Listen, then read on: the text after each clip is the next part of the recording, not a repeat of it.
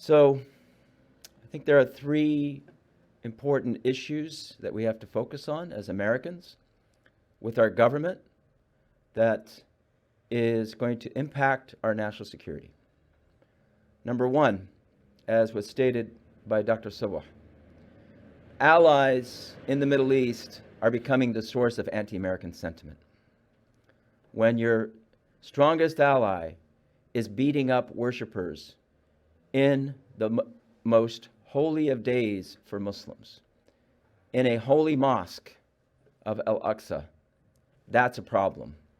And the United States government is not confronting that problem. Then they ask why they hate us. Because you're hating them. Because you're beating up their people in the mosque. Because you're abusing them. You're bombing them. That is why we have anti-American sentiment. And it starts with U.S. allies. That's a problem in our foreign policy. Then for the United States government to go to the United Nations Security Council and block a resolution condemning the attack and the abuse against Muslim worshipers in Al-Aqsa Mosque, where does the United States stand on this issue? That is what every American should worry about today, because it does impact our national security. It does impact counterterrorism policy, where now they're going to go and scapegoat Muslims for the repercussions of this attack on the mosque and scapegoat Islam, and then try to convince the world that this is not a war on Islam. When you see that video, you can't think of anything else. So that is a major problem in our U.S. national security strategy that is not being addressed by our government, and in fact, the government is blocking any discussion on this issue.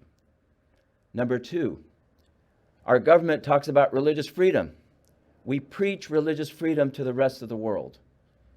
But the only place religious freedom is not applied is in the holiest of holy cities, Jerusalem. Religious freedom is violated in Jerusalem, and the United States is silent on that issue. So we have that double standard, or other people will say we are being hypocritical when we talk about religious freedom. So that issue must be addressed now. Number three, what is happening locally here in Los Angeles?